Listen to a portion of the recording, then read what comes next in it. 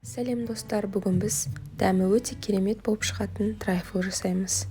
Ол үшін ең алдымен 3 жұмыртқаны шағып, оған 100 грамм қантты қосып, жақсылап көпіршігі шыққанша миксерлеп алатын боламыз.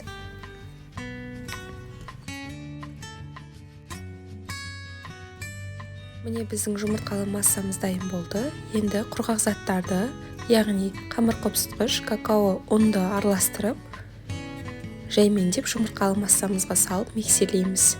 Барлығын бірден салмаймыз. 2 бөлікке бөліп салсаңыз да болады, себебі қамырдың жұмсақ әрі үлпілдек болып шығуына көмектеседі.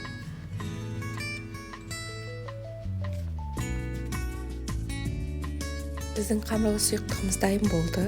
Міне осындай ыдысқа пергамент қағазын жайғастырып, қамырлы сұйықтығымызды құйып, жақсылап іркелкілендіріп жайғастыратын боламыз.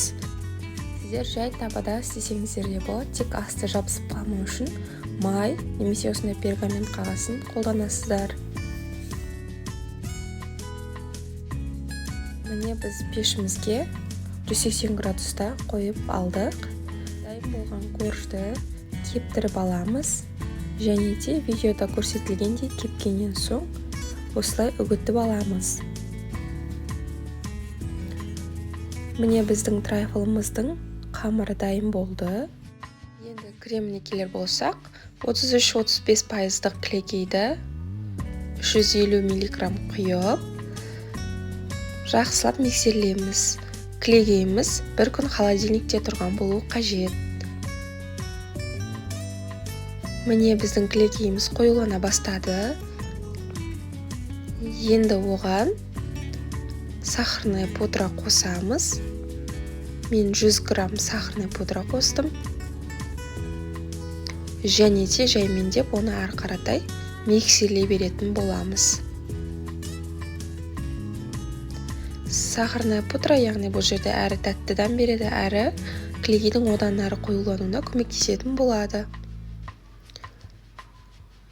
Міне көріп отырғандарыңыздай қоюлана бастады. Енді одан әрі қоюласып формасын сақтау үшін сүзбелі ірімшікті қосамыз. Бұл кондитерлік дүкендерде бар, немесе кәдімгі дүкендегі Хохландтың 220 граммдығын қоссаңыз да болады. Міне креміміз одан әрі қоюлана бастады. Біздің креміміз дайын болды. Өздеріңіз көріп отырғандай миксерде қалай қою болып тұрғаны. Енді одан әрі оны осындай кондитерлік қапшыққа салып аламыз.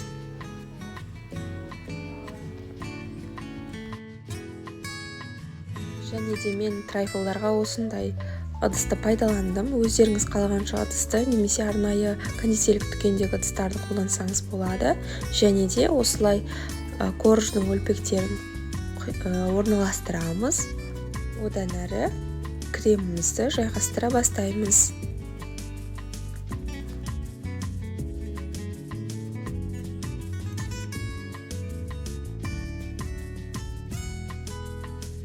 Кремді орналастырып болған соң өз қалауларыңызша ортасына әртүрлі жемістер немесе орех қоссаңыз болады.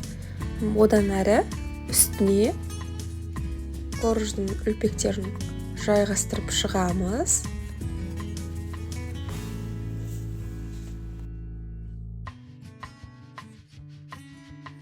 Одан әрі тағы да бірқатар кремімізді жайғастырып шығатын боламыз. Бұл соңғы бөлігі болғандықтан қалған барлық кремді мен біркелкілендіріп түзу болып шығу үшін жайғастырып шықтым.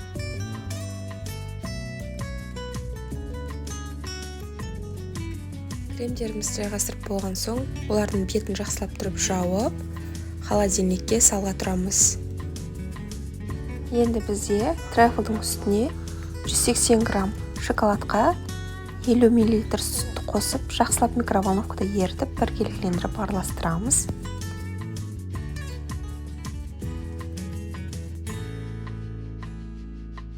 Шоколадтарды құйып болғаннан кейін бетін әрлеуге мен үйдегі бар жемісті қолданамын. Сізде өз қалауыңызша қолдансаңыз болады.